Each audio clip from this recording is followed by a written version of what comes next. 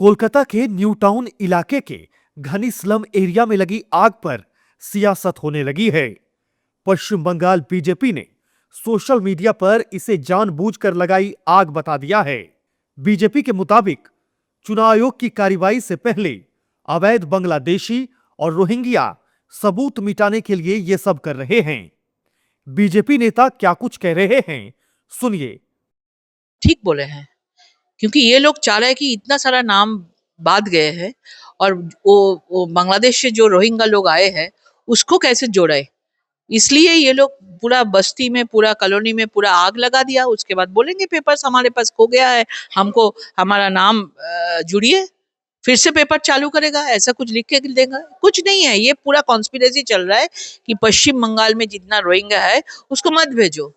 प्रधानमंत्री नरेंद्र मोदी जी बोल रहे हैं एक भी आदमी यहाँ पे नहीं रहेगा जो रोहिंग्या है, बांग्लादेश से जो भी जगह से आए हैं, जिसका नागरिकत्व नहीं है।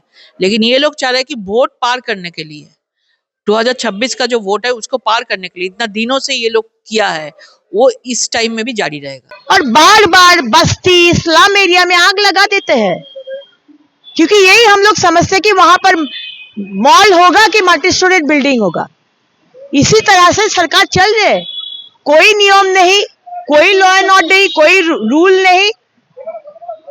आज 26 में सरकार बदलेगा, सिस्टम होगा, डिसिप्लिन होगा, सबको नियम पालन करना पड़ेगा और वो 26 में मोदी सरकार जब आएंगे तभी होगा। जबकि विपक्षी दल बीजेपी पर हमलावर हैं और चुनाव आयोग पर निशाना साध रहे हैं। देखिए, मुझे लगता है कि जिस प्रकार से एसआईआर को लेने के बाद चुनाव आयोग पर लगातार गंभीर आरोप लगे हैं कि वो भारतीय जनता पार्टी के एक एजेंट की तरह काम कर रही हैं, सारी विपक्षी सरकार सतर्क है। और हम फिर से बोलते आते हैं कि इस लोकतंत्र में अगर एक भी मतदाता को मत करने का हक नहीं मिला है तो उसकी उंगली चुनाव आयोग को उठेगी और चुनाव आयोग को उत्तरदायी होना पड़ेगा। जब पूरे मैच के रेफरी को ही, मतलब चुनाव आयुक्त की नियुक्ति को ही पारदर्शिता खत्म कर दी गई है, उसमें ही गड़बड़ कर दी गई है, तो आप कैसे उम्मीद कर सकते हैं कि चुनाव आयोग हमारी तरफ से बात करेगा। लेकिन केंद्र की सरकार ने इंसानियत और मानवता दोनों खो दिया। किसी के घर में आग लगी और आप उस पर भी राजनीति कर रहे हो। वो कौन है? बांग्लादेशी है। तो बांग्लादेशी अगर है वो, तो आप क्या कर रहे हो भाई साहब? 12 साल से आपकी सरकार है केंद्र में, आप क्या कर रहे हो?